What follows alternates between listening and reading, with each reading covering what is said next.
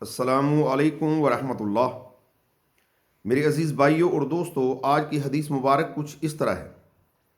حضرت عمر بن شعیب اپنے والد سے اور وہ اپنے دادا سے روایت کرتے ہیں، انہوں نے کہا نبی اکرم صلی اللہ علیہ وآلہ وسلم نے فرمایا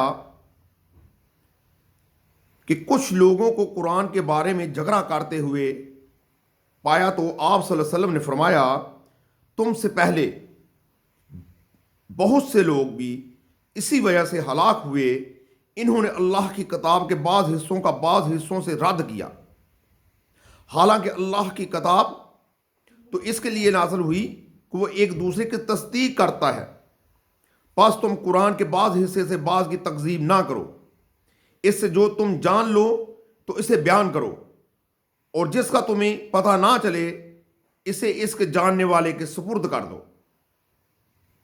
یہ ابن ماجہ اور احمد کی روایت ہے اور اس کی سند جو ہے وہ ضعیف ہے، لیکن میرے بھائیوں اور دوستو، اس حدیث سے یہ بات واضح ہوتی ہے کہ قرآن پاک میں بعض چیزیں متشابہات ہیں۔ جو شروع میں الفاظ قرآن پاک آتے ہیں جیسے الف لام میم اور قاف لام میم، ان کو متشابہات کہتے ہیں، ان کے اوپر ہمیں بحث نہیں کرنی چاہیے۔ بہت سے لوگ اس کا ترجمہ کرتے ہیں، کبھی کوئی ترجمہ کرتے ہیں، کبھی کوئی ترجمہ کرتے ہیں، لیکن اس کا علم صرف مالک کائنات کو ہے اور کسی کو نہیں ہے۔ لہذا جو قرآن پاک کے اندر الفاظ ایسے آئے ہیں جو متشابہات میں شامل ہیں، اس کے اوپر ہمیں بحث نہیں کرنی چاہیے، اور قرآن پاک کے اندر جو اللہ کے احکامات آئے ہیں ان کو ہمیں غلط ملط نہیں کر دینا چاہیے۔ جو اللہ کے واضح احکامات آئے ہیں ان کو ماننا چاہیے۔